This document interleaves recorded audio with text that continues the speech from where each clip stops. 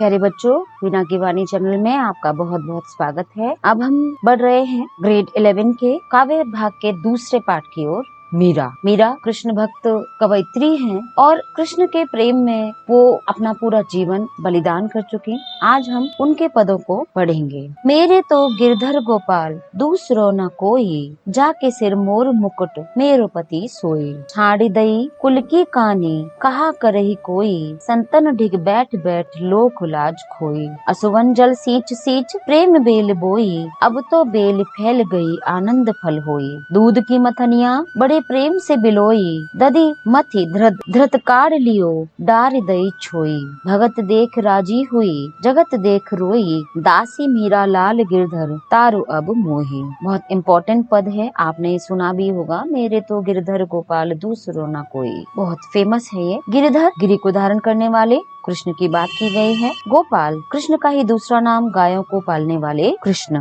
मोर मुकुट, मोर पंखों से बना हुआ मुकुट कृष्ण अपने मस्तक पर धारण करते हैं। और सोई माने वही। कुल की कानी, कानी शब्द का अर्थ होता है मर्यादा। कुल माने वंश, परिवार मर्यादा, वंश की मर्यादा। कहा क्या, करी है माने करेगा। ढिग माने पास, लोकलाज समाज की मर्यादा। और असुवन जल आंसुओं का जल। सींच सींच कर प्रेम बेली, प्रेम रूपी बेल, यहाँ रूपक अलंकार है। आनंद आनंद, प्रसन्न चित्त होना। मथनिया मथानी, यानी कि दूध दही को मथने वाला जो उपकरण होता है उसे हम मथानी कहते हैं। और बिलोई माने मथना, बिलोना। घर में आपने देखा होगा कि मक्खन निकालते हैं बिलोकर। और दधी दही, मथी माने मत कर, और उसमें से क्या निकला, धृत घी। काढ़ लियो माने निकाल लिया। और डार दही माने डाल दी। छोई छाछ या सारहीन अंश, जो बचा हुआ भाग होता है, घी निकल गया, छाछ बच गई। राजी माने प्रसन्न, और तारो माने उद्धार करो। यहाँ पर मीरा ने कृष्ण को ही अपना सर्वस्व माना है और अपने लोक लाज की मर्यादा को छोड़कर संतों का साथ कर लिया है। आंसुओं से सींच सींच कर प्रेम रूपी बेल को बढ़ा लिया है। और कृष्ण के प्रेम ही माखन को वो मूल्यवान समझती हैं। और शेष जो बचा हुआ है वो संसार छाछ के जैसे व्यर्थ है। और वे भक्तों को देखकर प्रसन्न होती हैं और जगत को देखकर रोती हैं। हम व्याख्या पर आते हैं। यह पद मीराबाई द्वारा रचित है और कृष्ण की भक्ति करने वाली मीरा की अनन्य भक्ति यहाँ पर प्रकट हुई है। मीरा कृष्ण के प्रति पूर्ण रूप से समर्पित हैं और उस भक्ति की राह में आने वाले अपने सभी भाई बंधुओं, पति सास को भी वो त्याग चुकी हैं। मेरे तो गिरधर गोपाल दूसरो न कोई। कृष्ण की दीवानी मीरा सारी दुनिया के सामने अपने प्रेम को बेबाक प्रकट करती हैं और कहती हैं कि मेरा तो इस संसार में केवल वही गिरधर है, वही कृष्ण है, अन्य मेरा कोई और अपना नहीं है। मेरे पति, मेरे स्वामी, मेरे मालिक, सब कुछ मेरे केवल वही हैं। और जिसने अपने सिर पर मोर का मुकुट धारण किया हुआ है, जाके सिर मोर मुकुट मेरो पति सोई। जो अपने मस्तक पर मोर मुकुट धारण करता है, मेरा तो वही स्वामी है, वही मेरा पति है। छाड़ दिए कुल की कहानी, कहा करे कोई। उसे छोड़कर पिता, माता, भाई, रिश्तेदार कोई भी मेरा अपना नहीं है। मैंने सबको त्याग दिया और वही मात्र एक केवल कृष्ण मुकुटधारी मेरा इकलौता सहारा है। संतन ढिग कुल की कहानी, कहा करे कोई, संतन ढिग बैठ बैठ लोक लाज खोई। मैंने कुल की प्रतिष्ठा का भी विचार त्याग दिया है। कुल की मर्यादा एक स्त्री होने के नाते मुझे कैसे निभानी चाहिए, अब पुरुषों के साथ, संतों के साथ बैठने में मुझे वो भी विचार बुरा नहीं लगता। मेरा कोई क्या कर लेगा, मेरा तो रक्षक स्वयं मेरा भगवान है। और मैंने माया से विरक्त संतों के साथ बैठ बैठ कर अपनी रही सही लोकलाज भी खो दी है। स्त्री होकर पुरुषों का संग कर रही हैं और यहाँ पर वो संतों के साथ बैठने में कहती हैं मानो उन्होंने अपनी बची हुई इज्जत भी खो दी हो। लेकिन अब उन्हें कोई फर्क नहीं पड़ता, क्योंकि अब उनका कोई कुछ नहीं बिगाड़ सकता। उनका स्वामी सिर्फ उनका कृष्ण है। असुवन जल सींच सींच प्रेम बेल बोई, अब तो बेल फैल गई है आनंद फल होई। मैंने अपने विरह के अश्रुओं के जल से सींच सींच कर अपने प्रेम की बेल को बड़े परिश्रम से बोया है, अर्थात कृष्ण के प्रेम की बेल को बड़े परिश्रम से बोया है। और अब यह प्रेम की बेल पूरी तरह से फैल गई है। यहाँ पर रूपक सिद्ध कर रही है मीरा, और उसमें आनंद रूपी फल भी उगने लगे हैं। अब उस भक्ति की बेल में मानो आनंद के फल लगने लगे हैं, यानी कि भक्ति का जो प्रभाव है, कृष्ण के प्रति जो समर्पण भाव है, वो इस कदर बढ़ गया है कि अब उस भक्ति में आनंद आने लगा है। अर्थात मैंने रो रो कर कृष्ण का प्रेम प्राप्त किया है और इस प्रेम को मन में अच्छी तरह बसा लिया है, और अब मुझे इस भगवत प्रेम में बहुत आनंद आने लगा है। उदाहरण देती हैं कि दूध की मथनिया बड़े प्रेम से बिलोई, दधी मथी धृद कार लियो डार दई छोई। मैंने दूध में मथानी डालकर बड़े प्रेम से उसे बिलोया है, उनमें से मैंने मक्खन तो निकाल लिया। यह मक्खन कृष्ण की भक्ति और बाकी सांसारिक मोह माया बची हुई छाछ। अब उसे जो चाहे ले, मुझे उससे कोई मतलब नहीं है। मैंने तो इस संसार रूपी मथानी को मत कर उसमें से कृष्ण रूपी मक्खन, कृष्ण रूपी भक्ति का मक्खन मैंने निकाल लिया है। अब शेष बचे हुए संसार से मुझे कोई लेना देना नहीं है। अर्थात मैंने संसार का चिंतन मंथन करके ये पाया कि केवल भगवत भक्ति ही संसार का सार है, वही मुक्ति का साधन है, और मैंने उसी को अपना लिया। और बाकी सांसारिकता वो सब निस्सार है, बेकार है और उसी छाछ के समान है जिसकी मुझे आवश्यकता नहीं है। और मक्खन के आगे छाछ का कोई महत्व नहीं है। उसे जो चाहे अपनाए, मुझे इससे लेना देना नहीं है। भगत देख राजी हुई, जगत देख रोई, दासी मीरा लाल गिरधर तारो अब मोही।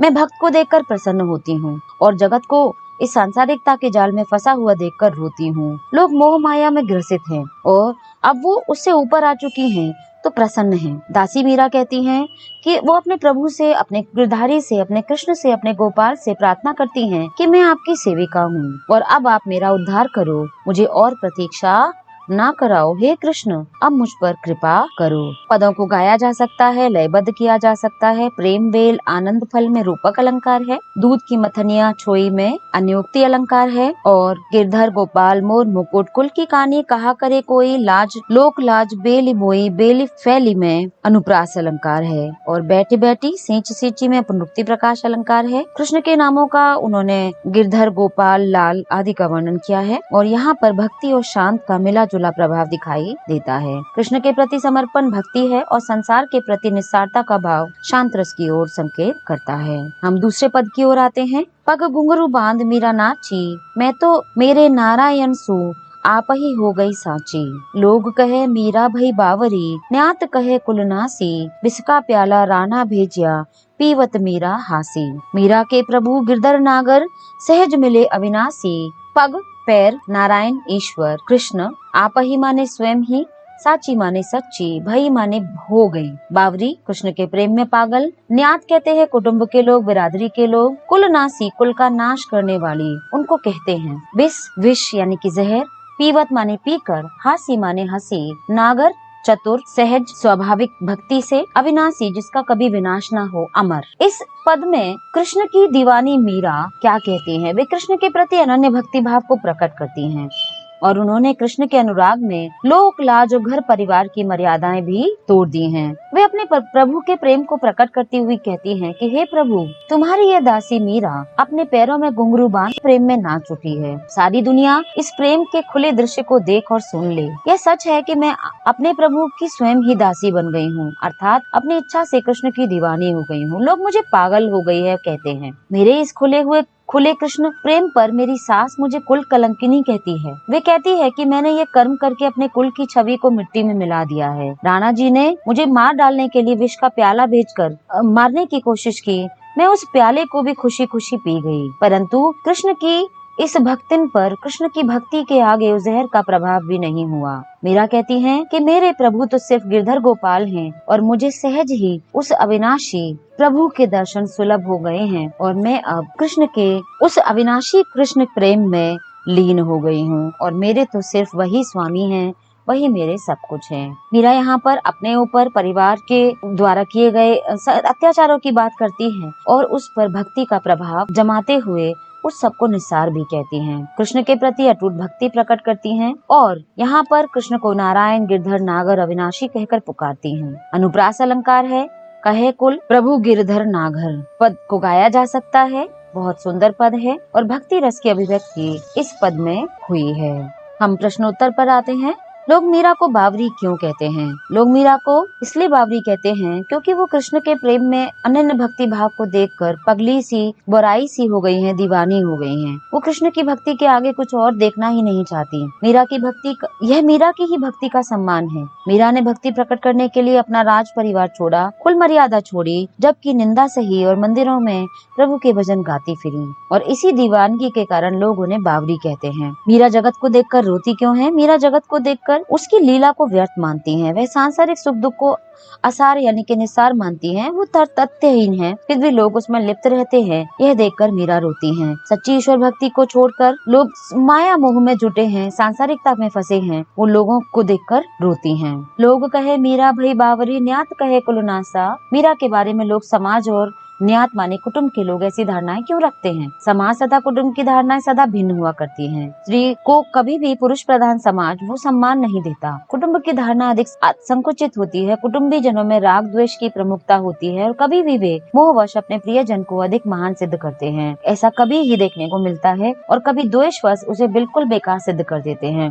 मीरा के कुटुंबी जन मीरा की दीवानगी को बुरा मानते हैं। वैसे अपने कुल की मर्यादा के विरुद्ध मानते हैं और मीरा मंदिर में जाकर नाचे गाएं ये उन्हें पसंद नहीं है। वे उनको कुल विनाशिनी कहते हैं, कुल का नाश करने वाली कहते हैं और समाज के लोगों ने उनके सच्चे प्रेम को देखा। उन्हें मीरा के व्यवहार में दीवानगी दिखाई दी, किंतु किसी प्रकार का कलंक नहीं दिखाई दिया। जो भगवान की भक्ति को और भक्त की प्रतिष्ठा को मानते हैं, भक्त के प्रेम को स्वीकार करते हैं, उनके लिए मीरा सच्ची प्रेम दीवानी है। मीरा ने किसे अपना पति माना और क्यों? मीरा ने श्री कृष्ण को अपना पति माना क्योंकि वो कृष्ण की परम भक्त हैं और उनके चरणों में अपने आप को पूरी तरह से समर्पित कर चुकी हैं और वो स्वयं को कृष्ण की पत्नी के रूप में स्वीकार करती हैं। वे मानती हैं कि वो सिर्फ कृष्ण की हैं और कृष्ण ही सिर्फ उनके हैं। कुल की कहानी का क्या आशय है? कुल की कहानी का आशय है परिवार की मर्यादा का विचार। मीरा राजकुल से संबंधित थी, तभी राजकुल की महिलाओं पर बहुत बंधन थे। वे आम जनता के बीच बेपर्दा होकर नहीं चल सकती थी। उनके मंदिर में नाचने गाने का तो प्रश्न ही नहीं था और इन्हीं बंधनों को एक स्त्री सुलभ जो सीमा रेखाएं होती हैं, जो मर्यादाएं होती हैं, जो किसी भी स्त्री को हर समाज में पालन करनी पड़ती है, निभानी पड़ती हैं, उन मर्यादाओं का त्याग यहाँ पर मीरा ने कर दिया है। उम्मीद है वीडियो आपको पसंद आया होगा। आप अच्छे अंक लाने के लिए कोशिश करिएगा। मेरी शुभकामनाएं आपके साथ हैं। बहुत बहुत धन्यवाद। यदि आपको वीडियो अच्छा लगे तो please like share and subscribe करिएगा, अपने फ्रेंड्स को भेजिएगा और जय हिंद, जय भारत। बहुत बहुत धन्यवाद।